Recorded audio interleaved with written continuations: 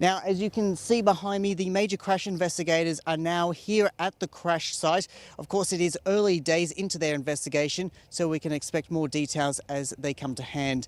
But Maddie, there is something seriously dangerous on South Australia's roads in 2023. Back to you.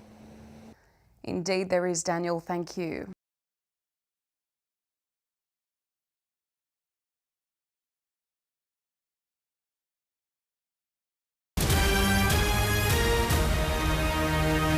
Good evening.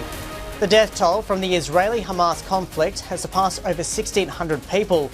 Here in the Sunshine Coast, 10 News Local spoke exclusively to Rabbi Oshi Goodman from Chabad Sunshine Coast, telling us they're on high alert in the community.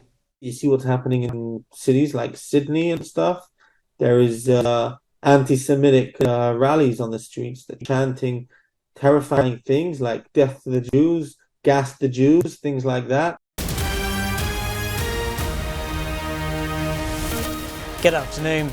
Police are asking for the public's help to locate 46-year-old Nicole Anita Lusson from Cape York. She was last seen at a cattle station on October 4th and was meant to be travelling to Innisfail and then to Townsville to see family.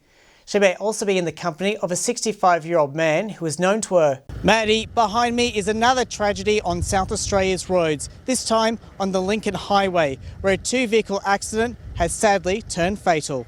Disturbing scenes on a Port Augusta street, this time near Spencer Junction on Daniel Terrace. The video believed to have been recorded on the weekend. Dr. Susie Keynes is one of the local heroes of the Royal Flying Doctor Service. She is now a recipient of the Royal Australian College of General Practitioners Rural Generalist Fellowship. You know, you have capacity to work as a general practitioner in primary health care. Along with that, you have extended skills in emergency medicine and other areas, and of which mine is obstetrics as well. Rural generalists in the RFDS means they can fill roles that have previously been lacking in the South Australian Rural Health Service. Over 4,000 people have now visited the Royal Mitchell Pool, proving it's one of the most popular places in Port Augusta. Alcohol abuse is one of the main catalysts for Port Augusta's antisocial behaviour problems, accumulating in dry zones and alcohol sale restrictions. Part of the problem for Port Augusta is a central sort of location, so people do come here for a whole variety of reasons, right? But there is a lack of social housing, there's a lack of opportunity for people. And as for this reporter's dancing throughout the night, it was great. You're one of us. We're all together. Really, I love your dance.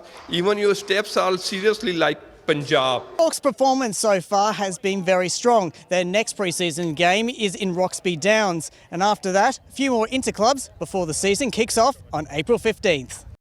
As smoke pours from her house, Natasha Lee could only look on in shock and despair.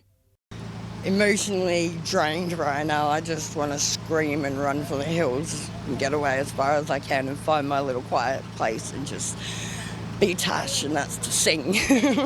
I know it sounds weird, but that's what I do. The state government says over 13,000 people used the PAT service in 2021, highlighting regional specialist services are still a rarity in the Spencer Gulf. Facing his first election as Deputy Premier, Paul Toole is in campaign mode, focusing on the far west. A new police station that's being built in Broken Hill, a new police station that's going to be starting in Burke. You've got the Wanaring Road. For Port fans, there's a player everyone is talking about, Connor Rosie. She's launched that. That's out of here. The 23-year-old Port Augusta lad is performing strongly at pre-season with trial games underway this week.